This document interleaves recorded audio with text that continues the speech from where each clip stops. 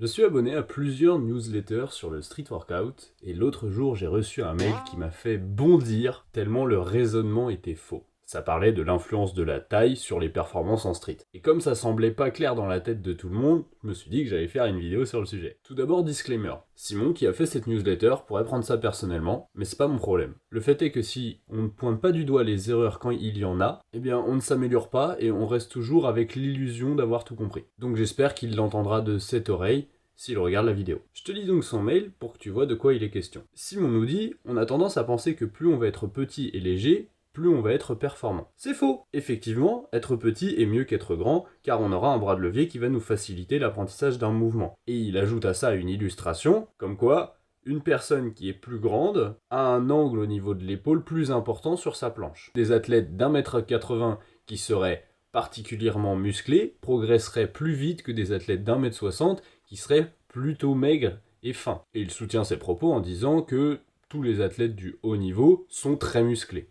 Je relève deux incohérences dans ce mail. Le fait que les personnes d'1m80 qui sont très lourdes et très musclées progressent beaucoup plus vite en street freestyle que les personnes de 1m60, et le fait que le bras de levier dépende de notre taille. Aujourd'hui, on se penche sur la première incohérence et on verra la deuxième dans une autre vidéo.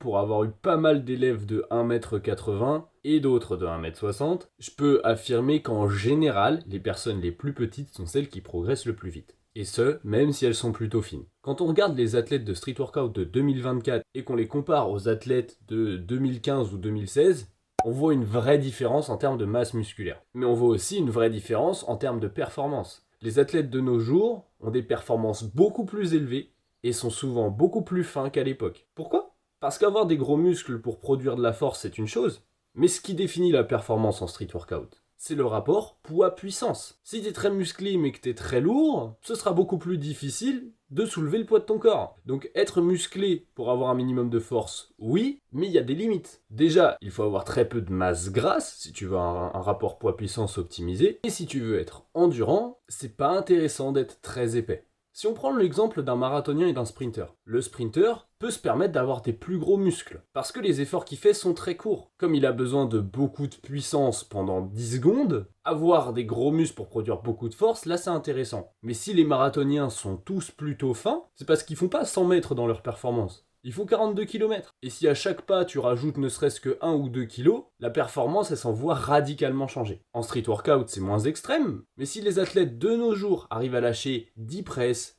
20 push-ups, 30 push-ups, c'est parce qu'ils ont un rapport poids-puissance plus optimisé qu'ils ne l'avaient en 2014 ou en 2015. C'est pas la seule raison, certes. Il y a aussi eu des évolutions techniques depuis le temps, mais l'évolution du gabarit en joue pour beaucoup. De plus en plus, on ressemble à des gymnastes et plus à des streetlifters. Cela dit, je suis d'accord qu'avec peu de muscles, on a un potentiel de force restreint.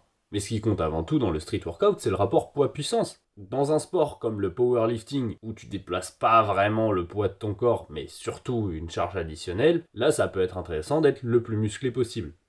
T'apprécies la valeur que je partage dans mes vidéos, alors imagine un petit peu ce que je te partage en contenu payant. Mon but, c'est de transmettre à mes élèves la logique de l'entraînement. Après m'avoir eu en coaching, ils n'ont plus besoin de personne, ils sont parfaitement autonomes. Je propose une formule au mois, au début, on s'appelle 1 heure, on fixe ensemble tes objectifs, ton profil, puis je te construis un programme, tu m'envoies des vidéos à chacun de tes entraînements, et moi je te fais des retours et je modifie ton programme en fonction. Pour plus d'informations sur le sujet, tu m'envoies un message sur Insta. Bien.